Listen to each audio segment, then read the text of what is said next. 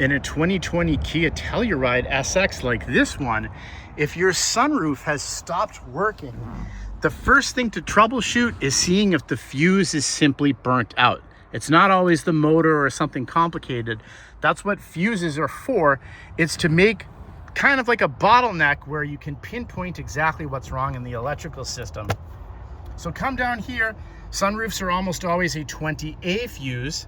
Let's see if you can find it before I can.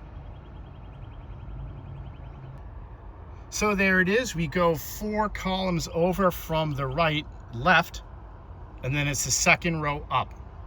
So 1, 2, 3, 4, 1, 2.